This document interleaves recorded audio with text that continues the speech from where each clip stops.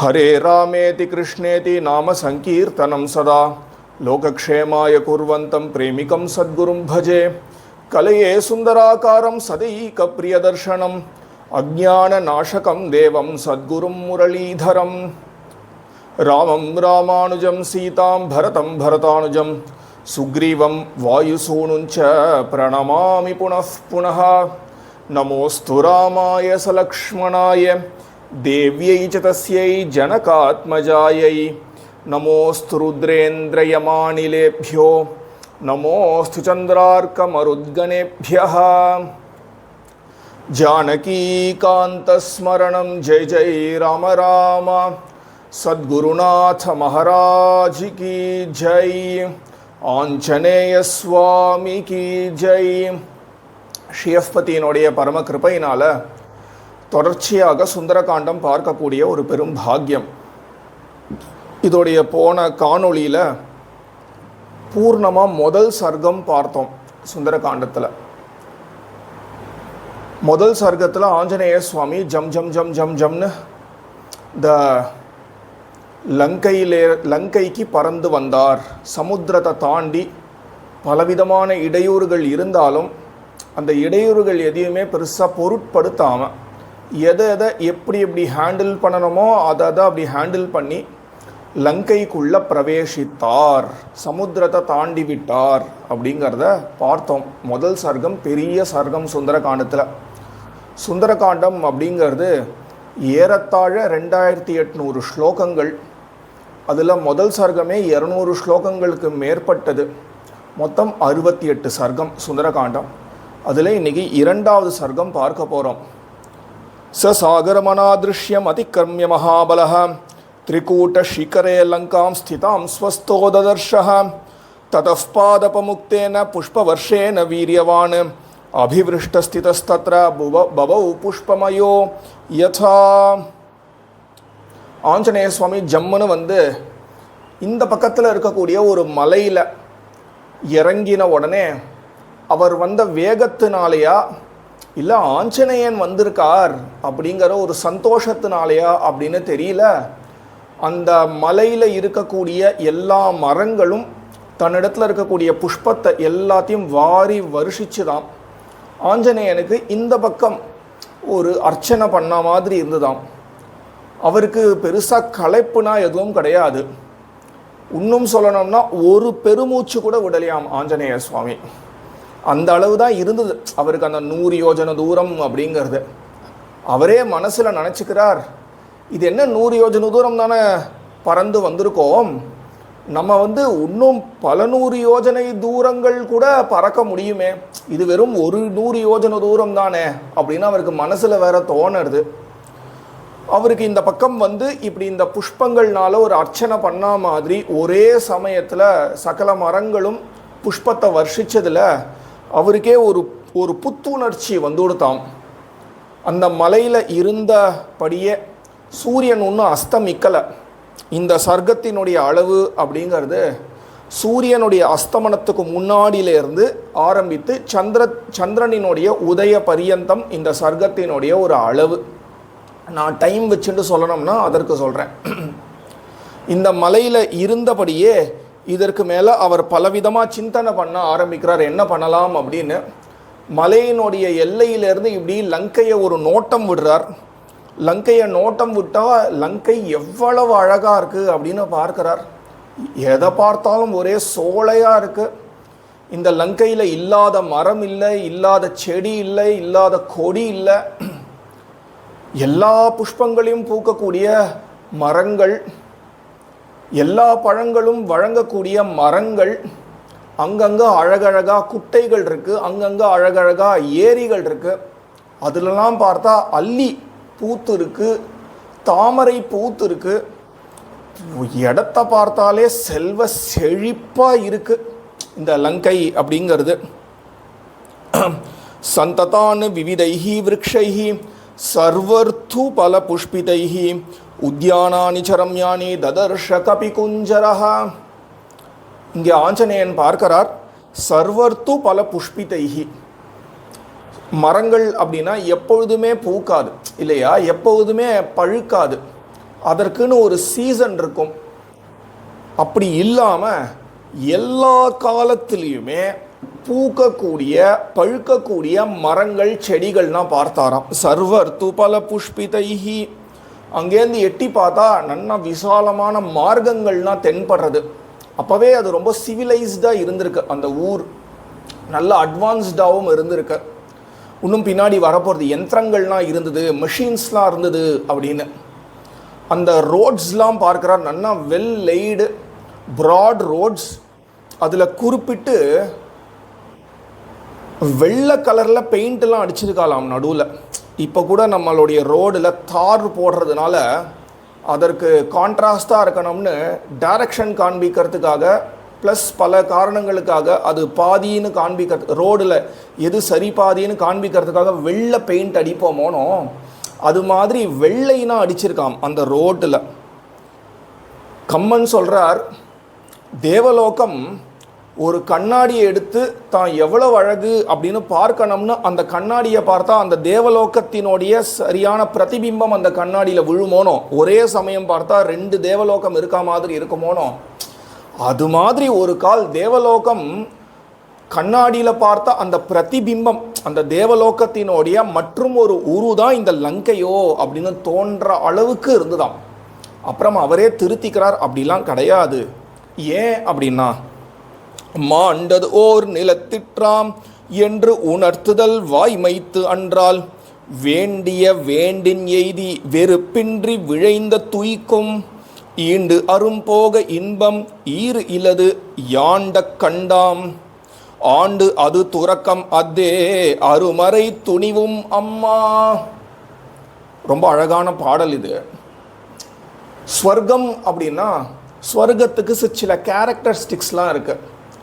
எல்லாரும் எப்பொழுதுமே சந்தோஷமாக இருக்கணும், நம்மளால் நினச்சி பார்க்க முடியாத இன்பங்களுக்குன்னா அது இருப்பிடம். அங்கே நம்ம இன்பம் எப்படி எப்படிலாம் நினைக்கிறோமோ அப்படி எப்படிலாம் அனுபவிக்கலாம். நம்ம ஆசைப்படக்கூடிய பொருட்கள் எல்லாம் நமக்கு அங்கே கிடைக்கும் இன்பத்தை அனுபவிக்கிறதுக்கு.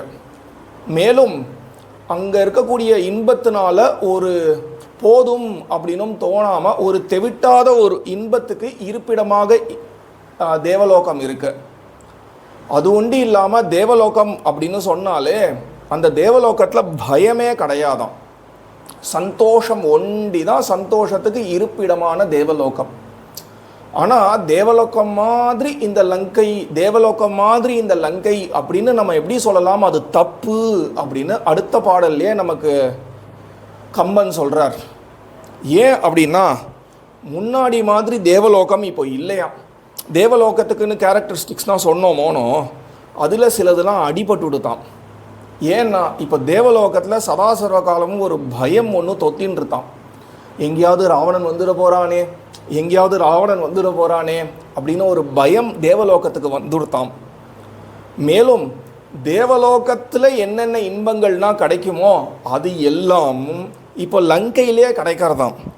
தேவலோகத்தில் இருக்கக்கூடிய பயமோ லங்கையில் இல்லையாம்.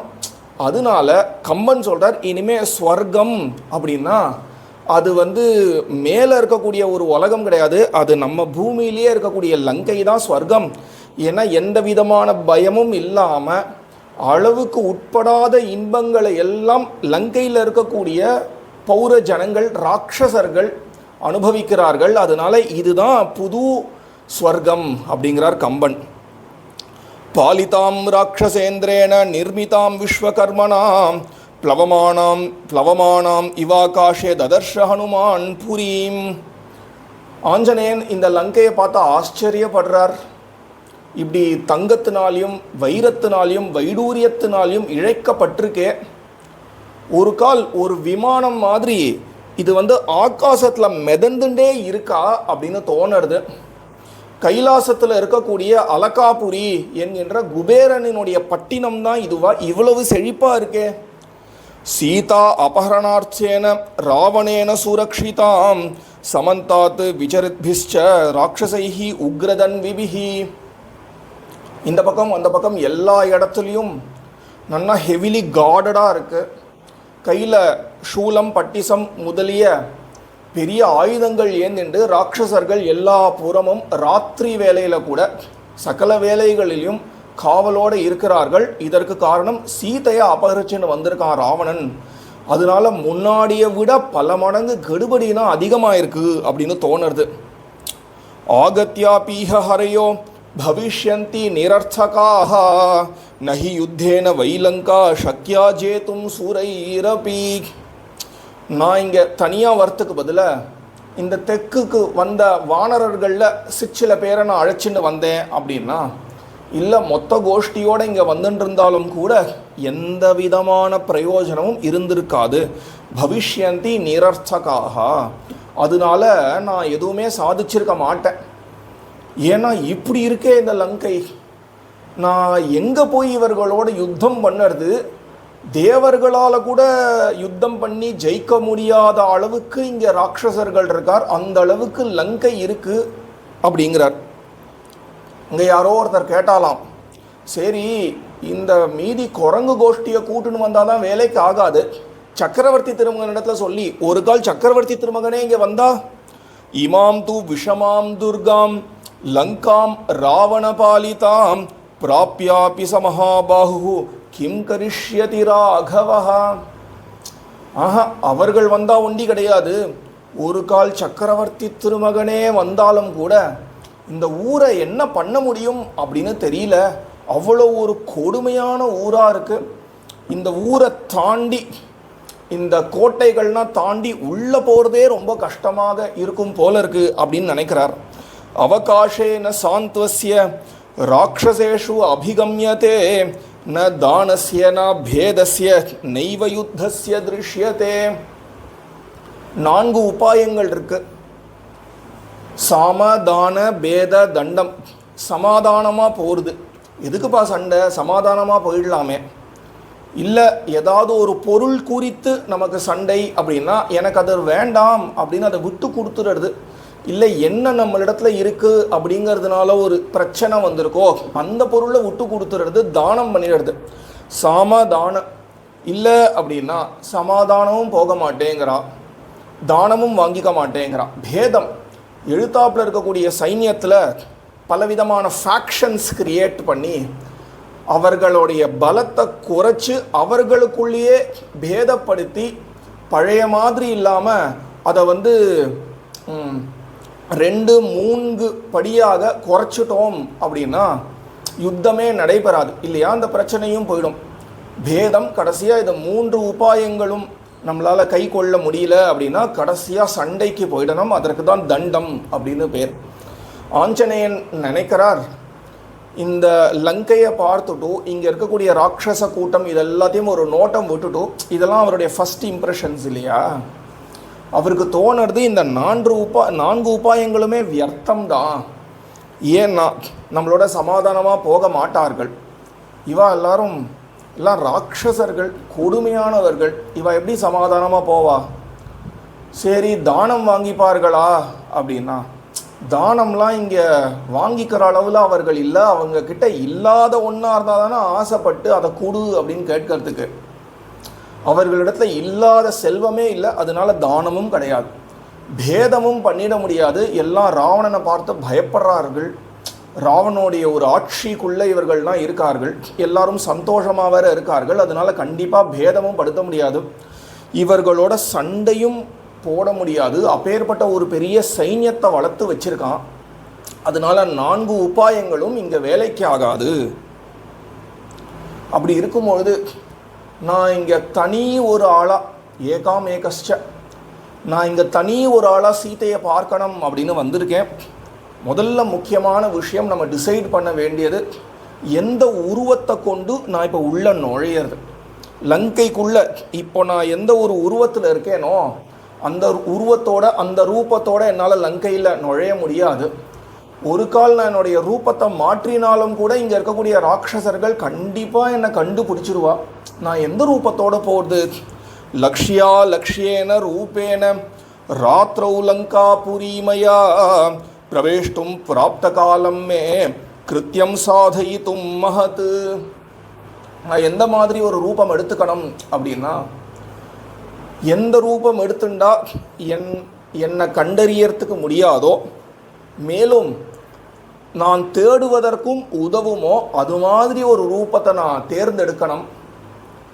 தேர்ந்தெடுத்து இந்த சமயத்துக்கு நான் தேட போகக்கூடாது, நான் ராத்திரி வேளையாக தான் தேட போகணும் அப்படின்னு தீர்மானிக்கிறார். அப்புறம் ஒரு தூதன் எப்பேற்பட்டவன் அப்படின்னு மனசுக்குள்ளே கொஞ்சம் கொஞ்சமாக சிந்தனை பண்ணுறார். இதெல்லாம் அவர் ஏன் இங்கே வந்து தான் சிந்தனை பண்ணுறார் அப்படின்னா, இது எல்லாமே ரொம்ப ட்ரமேட்டிக்காக நடக்கிறது, ரொம்ப சடன் டெவலப்மெண்ட்ஸ். இதெல்லாம் திடீர்னு தான் அவளுக்கு தெரியறது லங்கையில் தான் சீதை இருக்கா அப்படின்னு. அப்புறம் இவர் தான் கிளம்ப போகிறார்னு தீர்மானமானது. பறந்து வந்துவிட்டார். பறக்கும்பொழுதோ பலவிதமான இடையூறு. நல்லபடியாக இந்த ஒரு பிரயாணம் அமையணும், நல்லபடியாக நம்ம லங்கைக்கு போய் சேரணும் அப்படிங்கிற அளவுலேயே இது வரைக்கும் நடந்ததுனால இத்தனை நேரத்தில் அவரால் என்னென்ன பண்ணியிருக்கலாம் அப்படின்னு தீர்மானிக்கிறதுக்கு அவருக்கு அவகாசம், ஆப்பர்ச்சுனிட்டியோ டைமோ இல்லை. ரெண்டுமே இப்போ இருக்குது. ஏன்னா ராத்திரி வேளையில் தான் உள்ளே நுழைய போகிறோம் அப்படின்னு தீர்மானிச்சுட்டார். அதனால் ராத்திரி வரைக்கும் அவர் என்னென்ன பண்ணலாம்னு நல்லா ஸ்ட்ராட்டஜைஸ் பண்ணுறதுக்கு அவருக்கு ஆப்பர்ச்சுனிட்டி, அவகாசம் இருக்குது. ஒரு தூதன் எப்படி இருக்கணுங்கிறத விட தூதன் எப்படி இருக்கக்கூடாது. தேசகால விரோதிதாக தூதாக, சரியான காலத்தில் சரியான தேசத்தில், இந்த காலம் தேசம் இது ரெண்டுத்துக்கும் ஏற்ற மாதிரி நடந்துக்கக்கூடிய பேசக்கூடியவனாக இருக்கணும். மேலும் விசாரம் பண்ணி காரியம் பண்ணக்கூடிய ஒரு தூதனாக இருக்கணும். விசாரமே பண்ணாமல் தான் கால் போன போக்குக்கு போயிண்டு தாறுமாறாக நடந்துட்டான், காலத்தையோ இடத்தையோ பார்க்காம நடந்துட்டான் அப்படின்னா கண்டிப்பாக அந்த தூதனால் எந்த விதமான ஒரு பிரயோஜனமும் கிடையாது. ஒரு நல்ல ராஜா, நல்ல மந்திரிகள், இந்த ராஜாவும் மந்திரிகளும் சேர்ந்துட்டு பலவிதமான திட்டங்கள், வியூகங்கள் எல்லாம் வகுத்து ப்ளஸ் மைனஸ் எல்லாத்தையும் நன்னா சிந்தனை பண்ணி கடைசியாக இப்படி தான் நடந்துக்கணும் அப்படின்னு ஒரு தூதனை அனுப்பி, ஒரு தூதனை ஏவி இப்படிலாம் நடந்துக்கோ அப்படின்னு சொன்னாலும் கூட அந்த ஒரு தூதன் இருக்கானே அவன் ஒரு ரெண்டுங்கட்டானா இருந்தான் அப்படின்னா இந்த ராஜாவுக்கோ இந்த மந்திரிகளுக்கோ அவர்கள் இவ்வளோ பியூட்டிஃபுல்லாக பிளான் பண்ணியிருக்கார்களே அதனால எந்த ஒரு பிரயோஜனமும் கிடையாது. அதனால சர்வதா அந்த தூதனுடைய கையில் தான் எந்த ஒரு காரியமும் இருக்குது. அப்பேற்பட்ட தூதனாக நம்ம இப்போ கிளம்பி வந்திருக்கோம். நான் இப்போ எந்த ரூபத்தை எடுத்துகிட்டு போகிறது? நான் எடுத்துக்கக்கூடிய ரூபத்தினால ராமருக்கு எந்த விதமான ஹானியும் வந்துடக்கூடாது. சமுத்திரத்தை தாண்டி நம்ம பறந்து வந்திருக்கோம். இப்பேற்பட்ட ஒரு விஷயத்துக்கும் எந்த ஒரு ஹானியும் ஏற்பட்டுவிடக்கூடாது. அது மாதிரி நம்ம ஒரு ரூபத்தை தேர்ந்தெடுக்கணும். இருக்கிறதுலையே ரொம்ப சுலபமாக கேமஃப்ளாஜ் ஆகணும் அப்படின்னா நம்ம ராட்சச ரூபத்தை தான் எடுத்துக்கணும். ஏன்னா எல்லாருமே ராட்சசால் தானே. எப்படி ராவணனுடைய கோஷ்டிலேருந்து வானர ரூபத்தை எடுத்து இந்த பக்கம் வந்ததாக சொல்லுவார்களோ யுத்த காண்டத்தில், அதே மாதிரி ஒரு கால் நம்ம ராட்சச ரூபம் எடுத்துக்கலாமா அப்படின்னா, நான் ராட்சச ரூபம் எடுத்துட்டா கூட நான் கேமஃப்ளாஜ் ஆக மாட்டேன், இங்கே இருக்கக்கூடியவர்கள்னால் சரிவர கண்டுபிடித்திருவார்கள். அப்பேற்பட்ட ஒரு சைன்யத்தை தானே, அப்பேற்பட்ட ஒரு ஃபோர்ஸை தானே இவன் வளர்த்து வச்சுருக்கான். இந்த லங்கைக்குள்ள வாயு காற்று கூட அன்னோட்டிஸ்டாக அடிக்க முடியாது. காற்று உள்ள நுழைந்தா கூட இந்த ராட்சசர்களே வாயு அப்படின்னு கண்டுபிடிச்சிருவார்களாம். அப்பேற்பட்ட ஒரு ஊர். அப்படி தான் இந்த ஊரை சுரக்ஷிதையாக, அதாவது வெல் கார்டடாக இந்த ஒரு ஊரை வச்சிருக்கான். சூரியே சாஸ்தங்கதே ராத்திரோ தேகம் சம்க்ஷிப்ய மாருதிஹி விஷதம்சக மாத்திரசன் பபூவ அத்புத தர்ஷனஹா. கடைசியாக அவர் தீர்மானிக்கிறார். என்னன்னா ஒரு சின்ன உருவத்தை எடுத்துகிட்டு நம்ம போகலாம் அப்படின்னு தீர்மானித்து, எவ்வளவு சின்னது அப்படின்னா ஒரு ஒரு பூனை எவ்வளவு குட்டியாக இருக்குமோ எவ்வளவு ரூபம் எடுத்துக்கிறார் பாருங்களேன் ஆஞ்சநேயர். ஒரு 200-250 ஸ்லோகத்துக்குள்ளே எவ்வளவு ரூபம் மாறிட்டார் அப்பாப்பா. ஒரு பூனையுடைய அளவுக்கு தன்னுடைய ரூபத்தை குறைச்சிண்டு நம்ம சூரியன் அஸ்தமித்ததுக்கு அப்புறம் சந்திரன் உதிச்சதுக்கு பிறகு நம்ம லங்கைக்குள்ளே நுழையலாம் அப்படின்னு சங்கல்பிக்கிறார். அதே மாதிரியே சூரியனும் அஸ்தமிக்கிறது. இதுலேருந்து நமக்கு ஒன்று தெரியறது, சூரிய அஸ்தமனத்துக்கு முன்னாடியே லங்கைக்கு பறந்து வந்துட்டார் அப்படின்னு. ஏன்னா இந்த சுந்தரகாண்டம் அப்படிங்கிறது இந்த சுந்தரகாண்டத்தினுடைய டைம் டியூரேஷன் இதெல்லாம் நம்ம கொஞ்சம் சிந்தனை பண்ணலாம். நம்ம சூரியன் அஸ்தமிக்கிறதுக்கு முன்னாடியே லங்கைக்கு வந்திருக்கார்.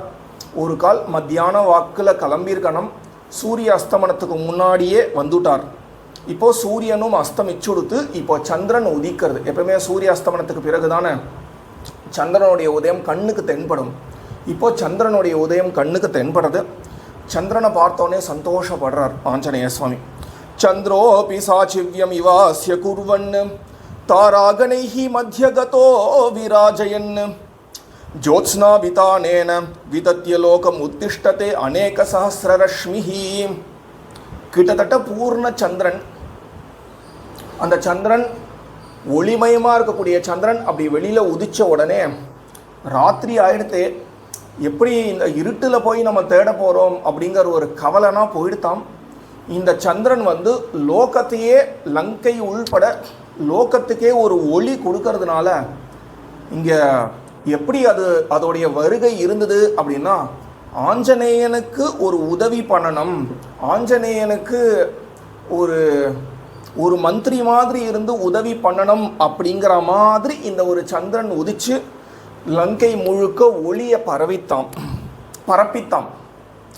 சங்கப்பிரபம் க்ஷீரமிருணாலவர்ணம் உத்கச்சமானம் யவபாசமானம் ததர்ஷச்சந்திரம் சஹரி பிரவீரஹ போப்ளூயமானம் சரசீவஹம்சம். இந்த சந்திரனை பார்த்த உடனே இந்த சந்திரன் எப்படி இப்படிலாம் இருக்குது அப்படின்னு கொஞ்சம் சிந்தனை பண்ணாராம். இவரே சகல சாஸ்திரங்களும் படித்தவர், நல்ல ஒரு ரசிகனும் கூட ஆஞ்சநேயன். அதனால இப்போ நமக்கு கொஞ்சம் அவகாசமும் இருக்குது. இப்படி அந்த சந்திரன் மேலே வர வர வர வர பார்த்தா ஒரு கால் சமுத்திரத்துக்கு நடுவில் கிடைக்கக்கூடிய சங்கு தானோ அப்படின்னு தோணித்தான். ஏன்னா இந்த ஆகாசம் மாதிரி தான் சமுத்திரம் இருக்கும், அதனால மேலே இருக்கக்கூடிய ஸ்கைஸை பார்த்தா இதுதான் சமுத்திரமோ அப்படின்னு தோணிடுதான். அதற்கு நடுவில் வெள்ளை வெளேர்னு சந்திரன் திரண்டு வருத பார்த்தா இது ஒரு சங்கோ அப்படின்னு தோணிடுதான். இல்லை, இது ஆகாசம் கிடையாது, இது சமுத்திரம் கிடையாது, அதனால இது சங்கா இருக்க முடியாது. ஒரு கால் இது வெண்தாமரையோ அப்படின்னு தோணிடுதான். இல்லை, இது வெண்தாமரையும் கிடையாது, இது சங்கும் கிடையாது, இது ஆகாசத்தில் வருதுனால இது ஒரு அன்னப்பறவை தான் அப்படின்னு தோணிடுதான். அப்படிங்கிறதோட இந்த ஒரு சர்க்கம், இந்த சந்திரனை பார்த்துட்டு இருக்கக்கூடிய ஆஞ்சநேயன் அப்படிங்கிறதோட 2வது சர்க்கம் பூர்த்தியாகுது. இந்த சர்க்கத்துக்கு பெயர் நிஷாகம பிரதீக்ஷா அப்படின்னு. அதாவது இரவினுடைய வருகையை எதிர்பார்த்தல் அப்படிங்கிறது இந்த சர்க்கத்தினுடைய பெயர். இந்த சர்க்கத்தில் ஒரு முக்கியமான அம்சம் நீங்கள் கவனிச்சிருக்கலாம். என்னென்னா, இங்கே எந்த விதமான செயல்களுமே இல்லை. ஆஞ்சநேயன் இதை பண்ணார் அதை பண்ணார் அப்படின்னு பெரிய செயல்கள் கிடையாது. இந்த மலையில் ஒரு பக்கத்துலேருந்து இன்னொரு பக்கம் போய் எட்டி பார்க்கிறார், லங்கையை நன்னா நோட்டம் விடுறார், அப்புறம் ஆகாசத்தை பார்க்கிறார். அப்படிங்கிறத தவிர வேறு எந்த செயல்களுமே கிடையாது. ஆனால் வால்மீகி ஆஞ்சநேயனுடைய மனசுக்குள்ளே புகுந்து ஆஞ்சநேயனுடைய எண்ணங்கள் இதுவா அதுவா, நான் என்ன ரூபம் எடுத்துக்கலாம் அப்படின்னு மாற்றி மாற்றி ஆஞ்சநேயனுடைய மனசில் எழக்கூடிய எண்ணங்கள் எல்லாத்தையும் கேப்சர் பண்ணி அதையே ஒரு சர்க்கமாக வழங்கியிருக்கிறத எல்லாரும் கவனிச்சிருக்கலாம். ஒரு அழகான சர்க்கம் இந்த 2வது சர்க்கம். இதற்கு மேலே அடுத்த காணொளியில் பார்க்கலாம். ஜானகி காந்த ஸ்மரணம் ஜெய் ஜெய் ராம ராம சத்குருநாத மகாராஜ் கி ஜெய் ஆஞ்சநேய சுவாமி கி ஜெய். மங்களம் கோசலேந்திராய மகனீய குணாப்தயே சக்கரவர்த்தி தனூஜாய சார்வபௌமாய மங்களம். ஹரே ராம ராம ராம ஹரே ஹரே, ஹரே கிருஷ்ண கிருஷ்ண கிருஷ்ண கிருஷ்ண ஹரே ஹரே.